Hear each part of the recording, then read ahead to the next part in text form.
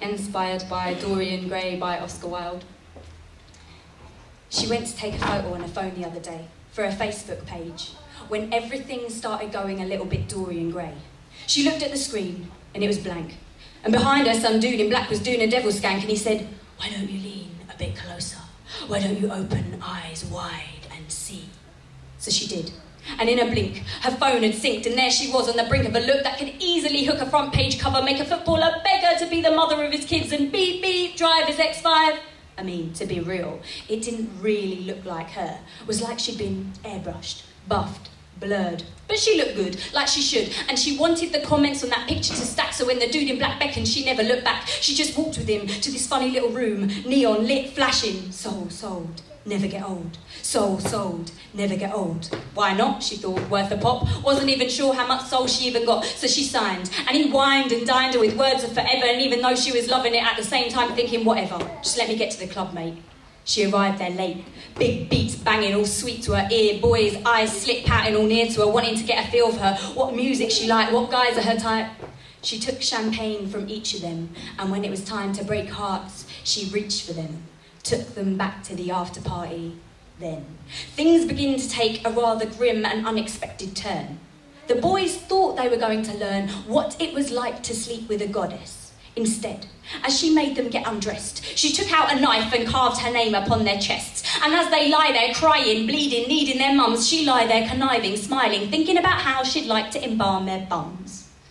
But, oh my, she had no formaldehyde to keep those hides in store, so go into town she must. But looking at the blood and guts on the floor, she wondered if the hardware store delivered.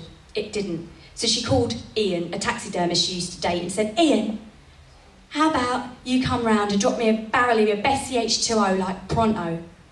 She texted him a photo, and he came round as soon as it came through. He was knocking madly at the door. He couldn't wait to see her for real. When he did, all he could say is cool. He helped her dump the bums in the buckets of thick liquid, smiling at the sheen of the skin as he dropped them in one by one.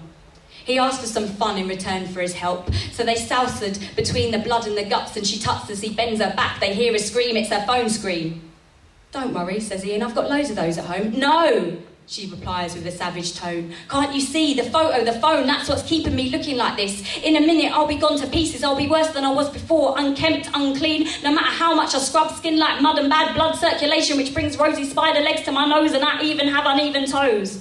Horrified, Neil remembers and starts to plot. "I won't let that happen. How much time have we got?" The dude in black said there's a 3-minute window between the destruction of my picture and the return of my old features. Neil picks up the cleaver. What about this? She'd be forever young, forever tight, forever in formaldehyde.